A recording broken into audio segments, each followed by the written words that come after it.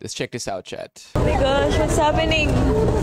So it was supposed to be a fun-filled day to celebrate a private school's founding anniversary, turned into a chaotic incident that caused distress to its students. Due to extensive number of students, the parking of the buses used for the event also caused heavy vehicular traffic around the vicinity of the resort, with the school buses allegedly taking up the space of 5 barangays in the area. Wow, that's a lot of buses. This led to some students allegedly being forced to walk distances of more than 4 kilometers to get back to the respective buses after the event concluded. Let's absorb first the initial shock. As of what we know right now, magkakaroon ng investigation. We can make our guesses, our theories as to what happened, assume from hearsay, but I think we have to give this a day or two, right? Para makita natin yung mga proper investigation na maganap. Yeah, but this, I'm not trying to say na innocent yung Best Link, because obviously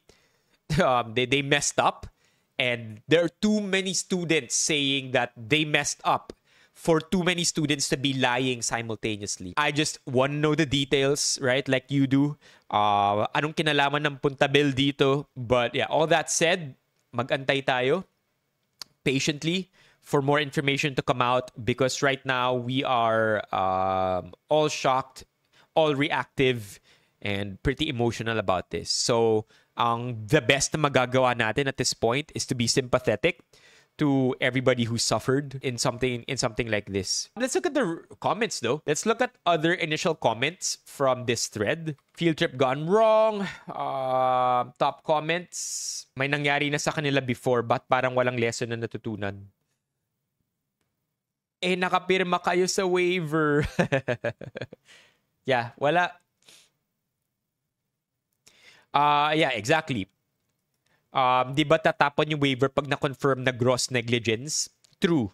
Most of the time, yung waiver pang-uto sa mga tao para hindi magsampa ng kaso. Walang nag-organ... Okay, so again, hearsay, right? Hearsay lahat to. We don't know which is fact. We need to wait for proper investigations. So we don't want to be too trigger-happy with how we react to this. We'll wait for all of this to be validated in the next few days. Walang nag-organize mismo ng foundation day na yan. Pati sa pagsakay at pagbaba ng bus, wala. Basta dinala na lang sila doon, tapos pinabayaan na. May ibang driver pa na lasing at nakikipagkarera sa expressway. That's wild! If this is proven, it's over for Best Link. May nag-overheat pa na bus, punong-puno ng usok habang nasa loob pa ang mga estudyante. Simula pa lang nagka-problema na. Call time nila 1 a.m. sa Novaliches, pero 5 or 6 na nakaalis. Dami din ng bus. Nakapark lang. Sino lumabas dito nung Sunday? Nakaramdam ba kayo ng traffic sa QC? Dami din ng bus, nakapark lang sa kalsada mismo at hinarangan nila lahat ng daan. Kung may nakakaalam dito sa SM Novaliches, traffic doon. Tapos hinarangan pa nila. Walang maayos na cottage na pinuntahan ng mga estudyante kung saan-saan lang sila nagsisihiga. For sure. Kasi nga, di ba? Sa dami nila. Hold on. Even if kasya ang bus dito, which I feel like kasya naman ang bus dito, there's just no way to put all 250 buses here. Yun yung concern. Di ba? So, saan ipapara nila yung bus sa pinakamalapit na space? And by the looks of this, and they're saying 4 kilometers, no? So let's do 4 kilometers, right? How do you use this? 4 kilometers. So kung ito ang Puntabel Resort, 4 kilometers looks like ang lala, man, ang lala. 20,000 people.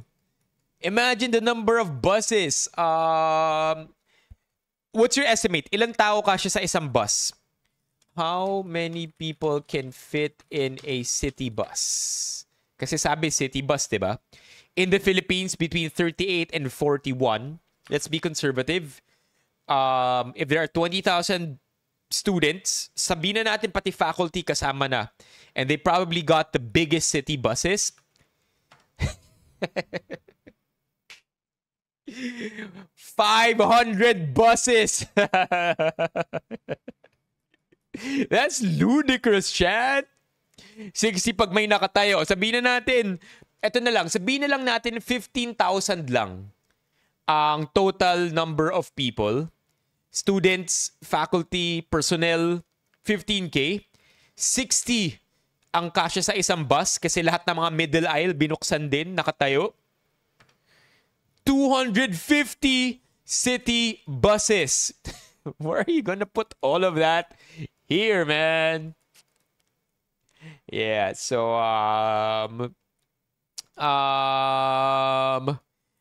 that's dangerous.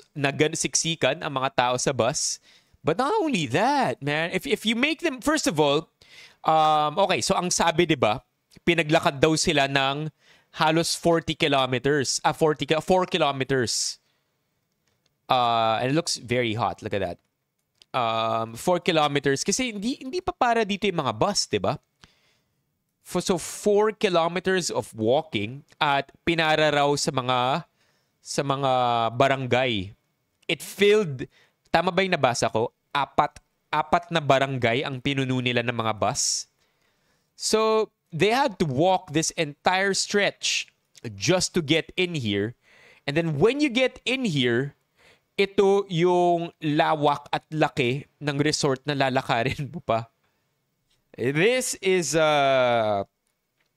not gonna be enjoyable at all. 250 buses. Chat, we don't even have to go that far. Just imagine 100 buses, right? 100 buses. 50 buses.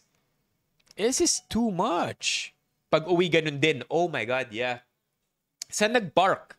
May idea ba tayo saan nag-park? Pag uwi ganun din, lakad ulit ng malayo para makasakay ng bus. Ang dami din na iwan. Ang dami estudyante ang nahimatay dahil sa pagod at dinala sa ospital pero walang sumama na teacher sa kanila. Kapag hindi ka sumama, babagsak kanila. Wow. Gawain nila yan, lagi sa pilitan lahat ng mga ganyan. Sila din ang dahilan kung bakit pinatigil mga ganyan noon. Dahil sa aksidente kung saan may mga estudyanteng pumanaw. Dami pang issue. Damn. Whoa!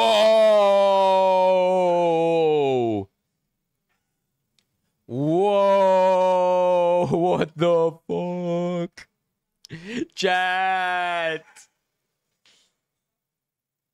Yo, what is this? Let's not react, okay? I mean, it's let's react, but let's not treat this as fact. Okay, let's not treat this as fact. Yo.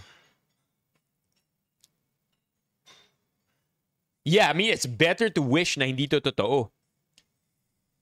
Dang, I wanna follow this story, chat, and then we'll probably come out with a proper video on it. Fake daw po yan. Sabi ni Ash, I'm a student at BCP. Fake po yan, pero may mga sinugod po. Alright, so Ash here says it's fake. So yeah, again, let's wait for the facts.